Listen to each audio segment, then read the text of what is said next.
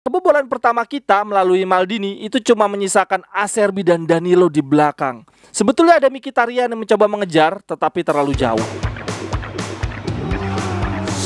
Cerewetan ceking kita, nyerewetin apa aja. Teman-teman yang sedang kalian saksikan saat ini adalah Cerewetin Inter. Apa kabar teman-teman semua? Sampai dengan hari Senin, media di Italia masih belum selesai membahas Inter dan Inzaghi.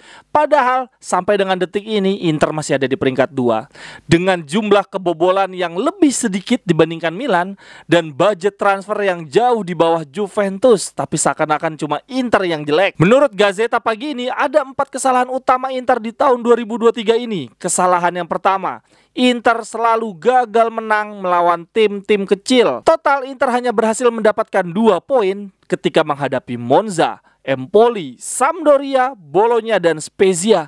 5 tim kecil Inter cuma sanggup mengambil 2 poin. Lalu kesalahan Inter yang kedua adalah ketidakmampuan Inzaghi merotasi pemain secara menyeluruh.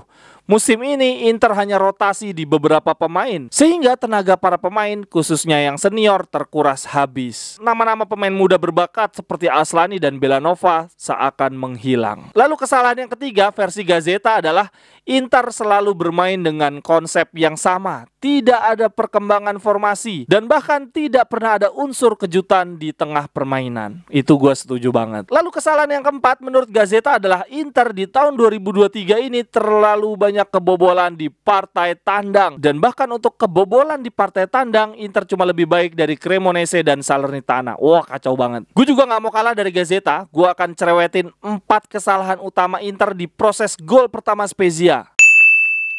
Bagi teman-teman yang usahanya, yang bisnisnya mau gue promosiin, silakan hubungi kontak gue yang ada di kolom deskripsi. Ada 3 cara untuk promosi di YouTube gue. Cara yang pertama akan gue ulas secara langsung. Minumannya enak banget, bisa langsung beli di Instagram. Jersey bolanya juga bagus, bisa langsung dibeli di Facebook. Lalu cara yang kedua, teman-teman bisa kirim produknya ke rumah gua. Nanti gua akan pajang sebagai display di meja seperti ini. Dan kemudian cara yang ketiga, silahkan teman-teman kirimkan gambar atau video pendek ke gua. Nanti gua akan tampilkan di tablet seperti ini. Terima kasih teman-teman. Kesalahan yang pertama, Inter sangat lemah saat kehilangan bola karena bek-bek Inter terlalu berorientasi untuk menyerang. Betul bahwa Danilo D'Ambrosio berhasil masuk ke kotak penalti dan dijatuhkan membuat kita mendapatkan penalti. Selain itu di partai lawan Spezia kita juga lihat beberapa kali Bastoni dan Acerbi bergantian menyisir sisi kiri, maju sampai depan dan melakukan crossing. Itu bagus. Tetapi buruknya adalah ketika kita kehilangan bola, lini belakang kosong melompong. Permainan kita jadi tidak seimbang. Banyak pemain belakang kita yang out of position. Kebobolan pertama kita melalui Maldini itu cuma menyisakan Acerbi dan Danilo di belakang.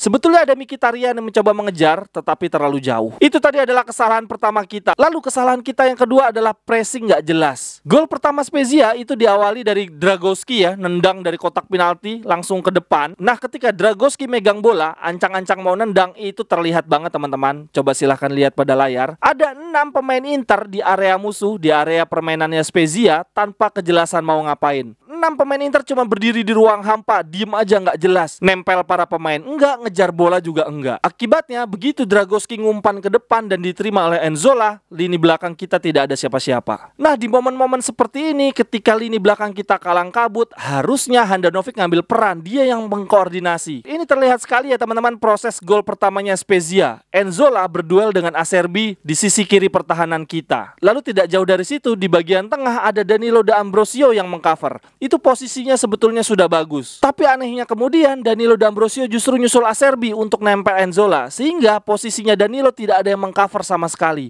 Padahal harusnya Handanovic bisa ngingetin tuh. Akibatnya Daniel Maldini yang sudah lari dari lini kedua mencoba mengejar itu kosong tanpa penjagaan. Di depan dia yang seharusnya ada Danilo D'Ambrosio sekarang malah kosong melompong. Nah, Daniel Maldini sendiri sebetulnya harusnya ada yang ngawal nih, pemain tengah. Tetapi sayangnya jarak 2 gelandang kita, Brozovic dan Mkhitaryan, terlalu jauh dari Daniel Maldini. Maldini. Ini yang tadi gua sebut ya, tanpa pressing yang jelas. Lalu kesalahan kita yang keempat adalah mengandalkan 3 pemain tua di lini belakang. Ketika Daniel Maldini mau nge-shoot, itu sebetulnya jaraknya nggak terlalu jauh dari Acerbi ya. Acerbi masih punya peluang untuk ngeblok shoot tersebut. Tapi berhubung Acerbi juga sudah berumur, gerakannya udah nggak gesit lagi, akhirnya tendangannya nggak mampu keblok. Dan yang lebih nyebelinnya lagi, sebetulnya shootnya Daniel Maldini nggak kenceng-kenceng banget. Handanovic udah berhasil menebak arah tembakan, tapi lagi-lagi karena Handanovic usianya 115 tahun, refleksnya udah nggak secepat dulu. Gue rasa kalau di posisinya Acerbi itu Skriniar, kemudian di posisi Handa itu adalah Onana, masih ada peluang untuk shoot itu keblok. Kalau dilihat dari rating pemain ketika lawan Spezia, pemain terbaik kita menurut Gazeta adalah Calhanoglu, nilainya 6. Kemudian pemain terburuk kita adalah Acerbi dengan nilai 5.